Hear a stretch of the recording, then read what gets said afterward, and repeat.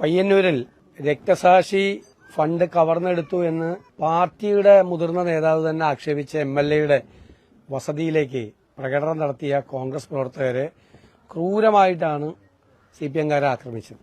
എന്നിട്ട് പയ്യന്നൂർ ഏരിയ സെക്രട്ടറിയുടെ വലിയൊരു യുദ്ധപ്രഖ്യാപനം ഉണ്ടായിരുന്നു. ആര് മാർച്ച് നടത്തിയാലും ക്രൂരമായി മർദ്ദിക്കുമെന്നുള്ള ധിക്കാരം നിറഞ്ഞ നിലപാടാണ് സ്വീകരിച്ചിരിക്കുന്നത്. മുഖ്യമന്ത്രിയുടെ ജില്ലയിലാണ് ഒരു പാർട്ടി സെക്രട്ടറി ആരെയും എന്തും ചെയ്യും, എന്ത് അക്രമം നടത്തുമെന്നുള്ള പ്രസ്താവന നടത്തിയത്. സിപിഎം ഇത് തന്നെയാണ് സിപിഎമ്മിന്റെ സ്വതസിദ്ധമായ സ്വഭാവം.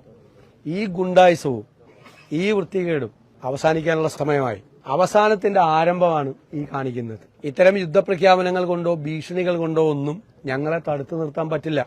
മാത്രമല്ല, ഈ ആരോപണം ഉന്നയിച്ച പാർട്ടി നേതാവ് തന്നെ വധഭീഷണിയിലാണ്. ഇത്തരം പ്രഖ്യാപനങ്ങൾ നടത്തുകയും അക്രമം നടത്തുകയും ചെയ്ത അക്രമകാരികൾക്കെതിരായി നിയമപരമായി നടപടികൾ സ്വീകരിച്ചില്ലെങ്കിൽ ഞങ്ങൾ ഏതറ്റം വരെയും പോകും. കാരണം ഇത് അക്രമത്തിനുള്ള പ്രഖ്യാപനമാണ്, പരസ്യമായ പ്രഖ്യാപനമാണ്.